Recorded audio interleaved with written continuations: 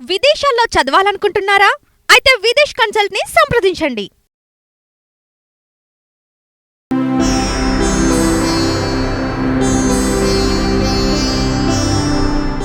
వీక్షకులందరికీ నమస్కారం.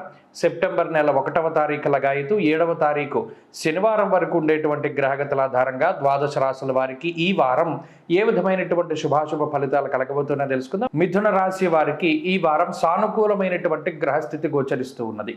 ప్రత్యేకించి ఈ రాశి వారికి తృతీయ స్థానంలో ఉండేటువంటి రవిగ్రహం, చతుర్థ స్థానమందు ఉండేటువంటి శుక్రగ్రహం యోగిస్తూ ఉన్నటువంటి కారణం చేత, అలాగే రాహు చంద్రుల తాలూకు అనుకూలమైనటువంటి స్థితిగతులతో కలుపుకొని 4 గ్రహాల తాలూకు శుభ ఫలితాలు అందబోతూ ఉన్నాయి.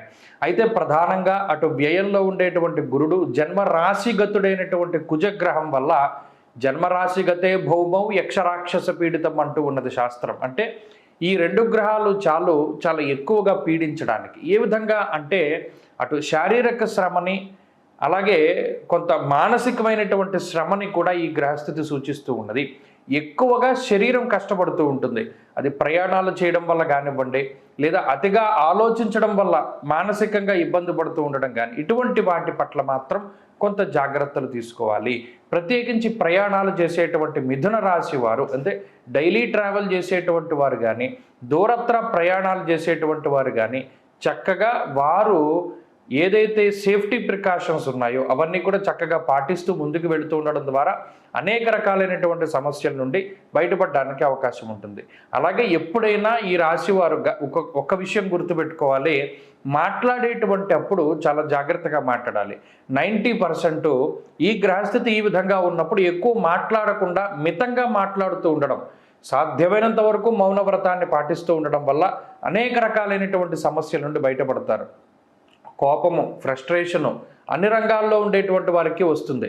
ఉద్యోగం చేసేవారికి, వ్యాపారం చేసేవారికి, ఎక్కడైనా పని చేసుకుంటూ బతికేటువంటి వారికి అందరికీ కూడా రకరకాలైనటువంటి సమస్యలతోటి ఉక్రోషం కానీ, కోపం కానీ, ఉద్వేగం కానీ, బాధ కానీ ఇవన్నీ వస్తూ ఉంటాయి. అయినప్పటికీ వాటిని ప్రదర్శించకుండా, అలాగే మీ యొక్క కష్ట నష్టాలని పక్కవారితో పంచుకోకుండా మీరు భరిస్తూ వాటిని అధిగమించేటువంటి పరిణామాలను మీరు వెతుక్కుంటూ ఉండాలి. దానివల్ల మాత్రమే మీకు గౌరవం వస్తూ ఉంటుంది. ఎందుకంటే ఎదుటివారికి మీ సమస్యలు చెప్పడం వల్ల మీరు లోకం అవుతారే తప్పితే ఆ సమస్యల నుండి మాత్రం మీరు బయటపడరు. ఈ విషయాన్ని దృష్టిలో పెట్టుకోవాలి. ఎందుకు ఈ పరిస్థితి ఏర్పడింది?